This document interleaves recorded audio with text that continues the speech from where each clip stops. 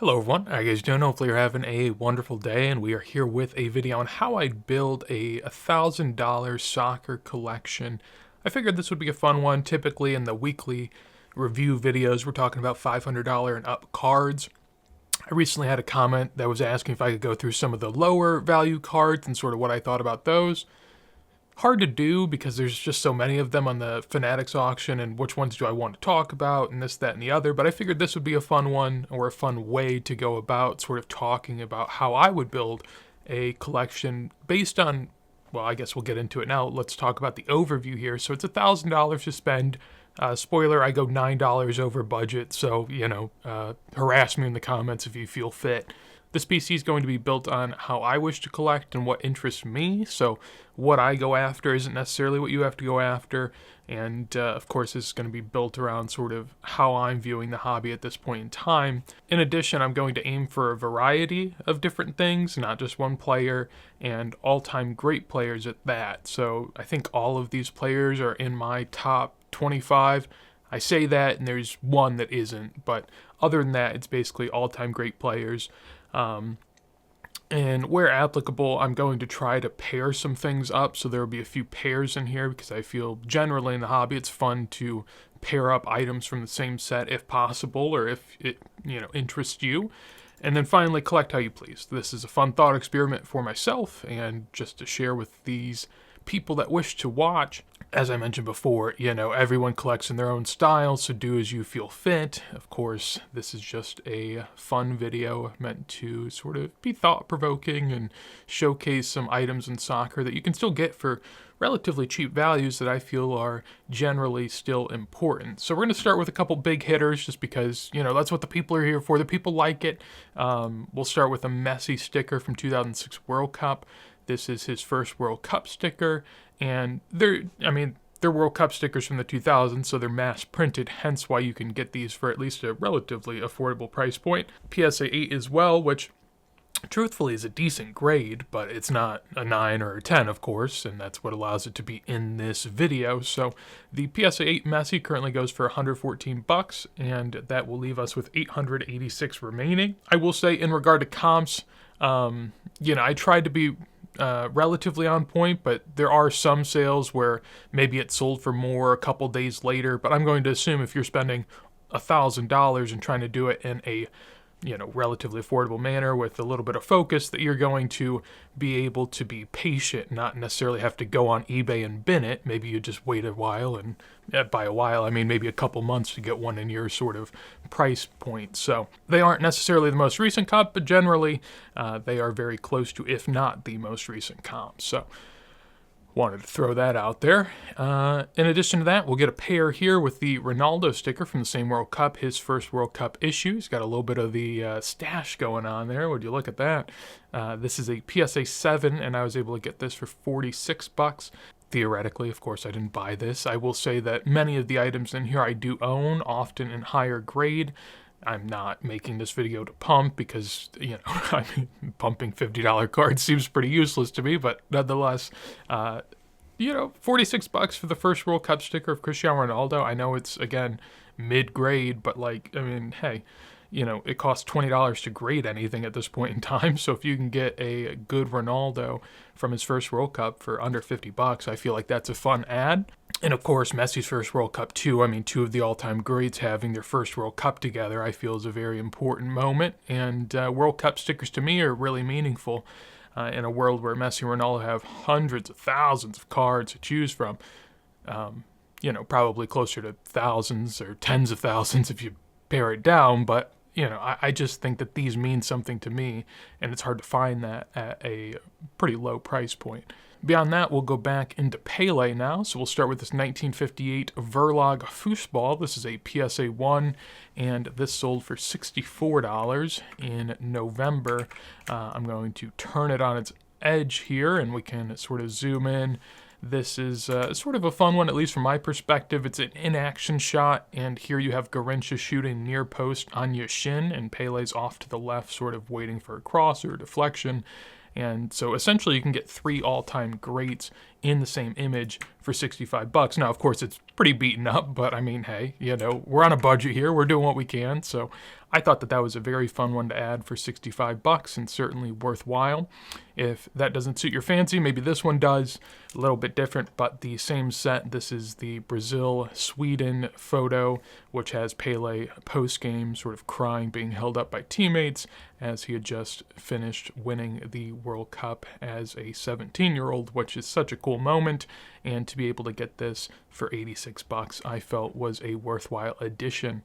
After that, here we have a 1959 Charlton Cadet Suites. It says 58 in the title. Truthfully, I didn't look at the back, so if you are interested in these, do look at the back, because if the back is inverted, that means that it is 58. If it's not inverted, that means it's 59, based on the printing of those. And with the Fanatics title here and the PSA labeling, it's hard to know for sure without looking at the back. I probably should have done that, but it just slipped my mind, honestly. Either way, they honestly don't sell for that much of a difference, which is a shame, but at the same time, it allows you to be able to, pick one up for relatively cheap as well. So 50 bucks here. Not sure if this is 58 or 59, but 58 is Charlton's rookie season, so I feel like that's certainly a worthwhile add. PSA 8 actually isn't a super high grade here. You would think it is, but these tend to grade pretty well, so it's a decent grade. And in regards to a pair here, I felt it was right to add in a Jimmy Greaves. He's a player that doesn't get a lot of love in the hobby, but for me is always someone that I've thought very highly of. And being in the same set as well, I figured for 31 bucks, why not throw it in here? At this point, we have 607 bucks left, and we will continue with what I feel is the best ad for its money in this video here today, the 67 Sicker Verlag Cruyff. This went in a PSA 1 for 138 bucks. From my understanding, this is sort of a true rookie for Cruyff. There are Palarexes and there are Vanderhoots, but those are 68, and, well, the Palarex is 68, and then the Vanderhoot is 68 to 70. So, for me, I would definitely go Sicker Verlag, especially if we're trying to keep it a low price point. I think a Palarex and a 1 would probably be the only thing you could buy in a video like this. So the Sicker Verlag, I feel, is a worthwhile addition and one that I wanted to throw in here as well. This one went in November for nearly 140, and that gets us over the halfway point in terms of monetary spend. After that, we have a pair here, first being the Franz Beckenbauer from 1965 Bergman in a PSA 1. Obviously, we're going for pretty low grades in this video because we're trying to get cool cards for cheap, and the way to do that is to buy a low grade. And this one does have a little bit of scuffing on the bottom right, and presumably is stuck, which would mean the back has some sort of paper loss, but that's the type of stuff you're going to have to deal with, and it allows for you to be able to get these at relatively cheap values.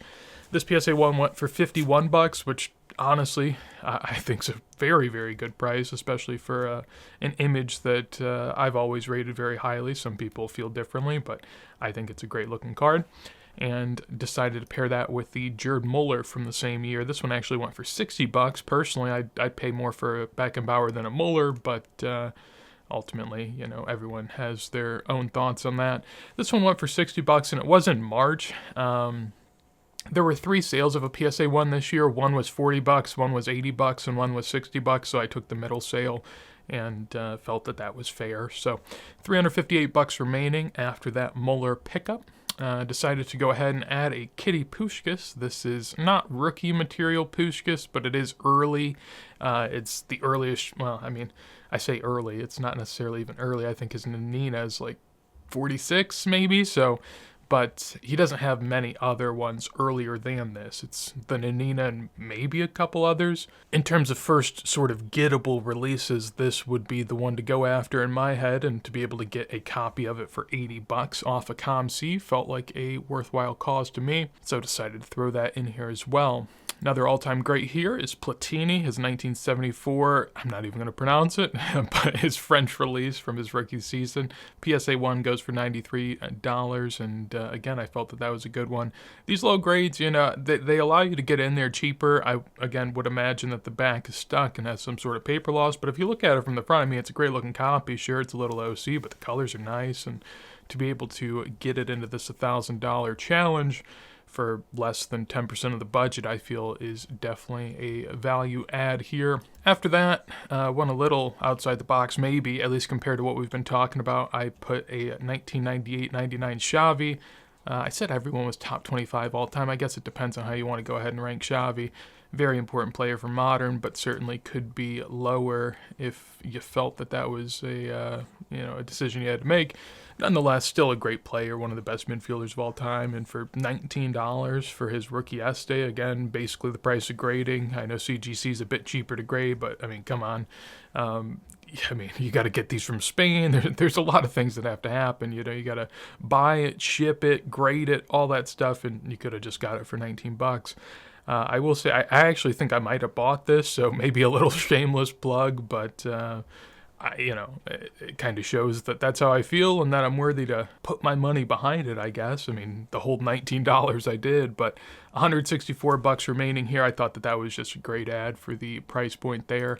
After that, dipping your toes into pre-war here just a little bit. It's a beat-up copy, I get it, but this is a 1930s Miazza for $41, which again, you think about shipping and all this type of stuff. And 100-year-old almost item of one of the best pre-war players ever, if not the best pre-war player ever. He does have a lot more issues than most pre-war players, but part of that could be because he was one of the best players ever, so, it sort of makes sense. But to be able to get him in early Miazza, or middling Miazza for $40, I just feel is definitely worthwhile. And I wanted to give a little ode to pre-war here because, one of the best players ever probably deserves that if I had to say so. So yeah, $41 there felt like a great addition as well. Two more items left. This Maradona, you had to get a little outside the box with it. His rookie stuff, especially lately, is sort of bumped up in pricing. Had this been, maybe a year or two ago, I might have aimed for a 78 crack because those were going pretty cheap at the time. They've bounced up a bit here, so maybe you'd have to sort of dip back a little bit into the 81 era. This football superstar is always a great looking sticker, at least from my point of view, and to be able to get it for $56 I felt was a great addition, and I also wanted to get Maradona in here somewhere, and I felt that was a good way to do it. And then finally, a Franco Baresi 1978-79 Calciatore, one of the best defenders of all time. His rookie sticker out of Italy. I've always loved the image on this. Just so good. The kit's a little, I guess it's 70s, it's vintage in a way. But I love the background. The scenery is great. The colors are great.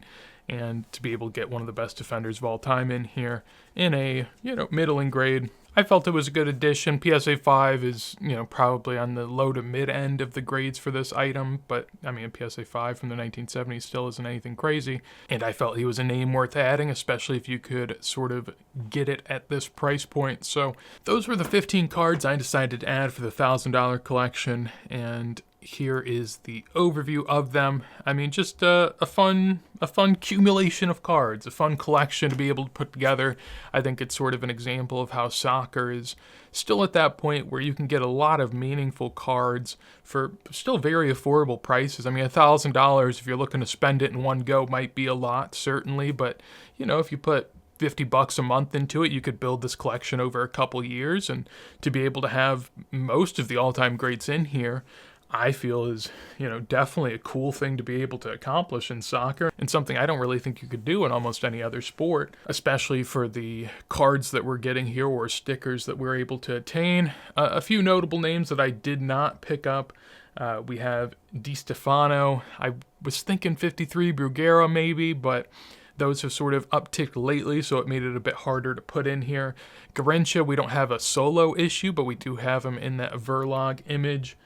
Eusebio, his 63 sticker Verlog was one I was sort of eyeballing. You could also go Calciatore, but that would cost a little bit more. Zidane, R9, Van Basten, a lot of the pre-modern guys are a little tricky because their earliest stuff that's the most coveted, you can't really pick up in that price point that we're sort of looking for here, 50 to 100 bucks. And there's definitely other players that certainly could fit up here. And again, however you want to collect, it's up to you. But ultimately, for $1,000, if this was a collection I was able to put together, I'd be super happy with that. So hopefully you enjoyed this video. If you did, make sure to leave a like. We'd love to hear your thoughts down below on it. Cards that you like being in here, cards you might have added yourself, anything, any takes you really have on it, I'd love to hear.